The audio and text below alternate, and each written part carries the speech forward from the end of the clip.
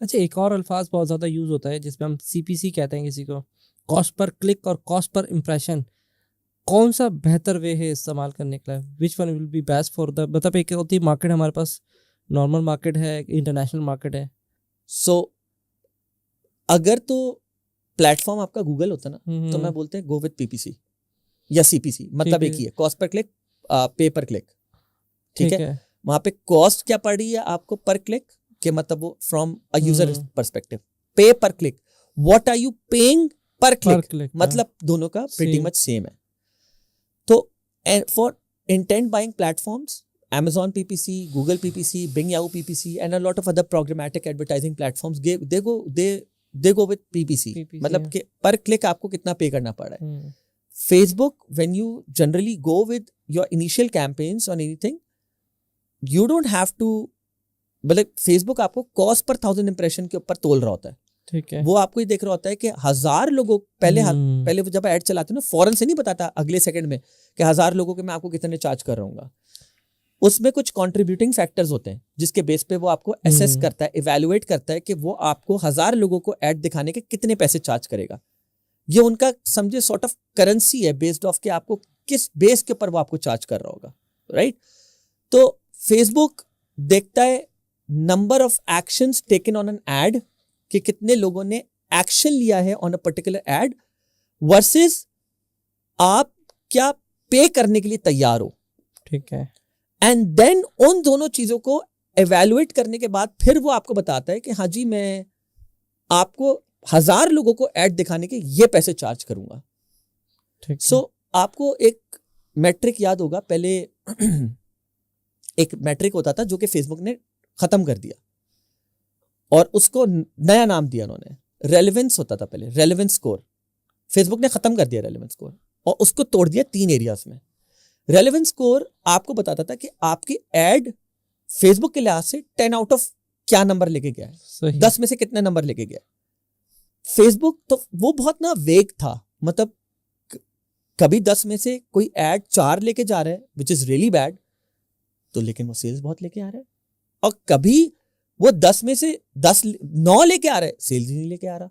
तो लोगों के ना बहुत क्वेश्चंस होते थे कि यार फजूल सा मैट्रिक है ये रेलेवेंस स्कोर, इसका कुछ पता ही नहीं चलता, कभी कुछ है कभी कुछ है, सही, कोई समझ ही नहीं आ रहा। अगर मैं कोशिश करूं कि मेरा स्कोर रेलेवेंस में बहुत हाई हो लेकिन सेल्स वैसे नहीं आ रही, तो इसको कैसे हम सही करें। तो फेसबुक ने उसको असाइन कर दिया। फेसबुक ने बोला कि मैं इसको 3 एरियाज में तोड़ता हूं। हमारे पास यहाँ पे रेलेवेंस को तोड़ के ना जो 3 मेन एरियाज है ना, जिसके बेसिस पे आप फेसबुक ने बाइफिकेशन करके आपके लिए आसान कर दिया, that is quality, engagement and conversion. तो बेसिकली जब बंदा कोई आता है तो फेसबुक अब 3 चीजों पे उसको एसेस कर रहा होता है और आपको कॉस्ट पर 1000 इंप्रेशंस के ज्यादा चार्ज करता है, कम चार्ज करता है। क्वालिटी ऑफ द एड के मतलब जनरली परसीव्ड जो लोगों का जो पहला इंप्रेशन है जब वो ऐड को देखते हैं, तो वो किस तरह उसको एंगेज कर रहे हैं, क्या वो देख रहे हैं देर तक, या वो फौरन बंद कर रहे हैं, या वो एंगेज कर रहे हैं, लाइक कर रहे हैं, कमेंट कर रहे हैं, शेयर कर रहे हैं, नहीं कर रहे हैं, all that. And the quality itself, कि मतलब वो पिक्सेलेटेड तो नहीं है, ऑल वो बाकी सारी चीजें। एंगेजमेंट, एंगेज किस तरह कर रहे हैं वो उसके साथ जनरली। एंड तीसरा जो है दैट इज कन्वर्जन, के मतलब क्लिक करने के बाद वो एक्चुअली में जाके कन्वर्जन इवेंट ट्रिगर हो रहा है नहीं हो रहा। मतलब दैट इज लाइक कि मैं किसी चीज का ऐड दिखा रहा हूं, मतलब मैं लाइट का ऐड दिखा रहा हूं और बेच माइक रहा हूं, तो it does not connect, right. So वहां पे वो चीज कॉम्प्रोमाइज होगी, ठीक है। तो इस वजह से उन्होंने उस रेलेवेंस के मैट्रिक को 3 एरियाज में तोड़ दिया है to make more sense out of it. So they are saying कि अगर आप तीनों चीजें अच्छे स्कोर करते हो तो मोस्ट लाइकली आपका कॉस्ट पर 1000 इंप्रेशन मतलब कम होगा, सिग्निफिकेंटली कम होगा, आपको ज्यादा नहीं पैसे देने पड़ेंगे। सो CPM लोगों के लिए समझने के लिए कि 2-3 चीजों पे ट्रिगर हो रहा होता है।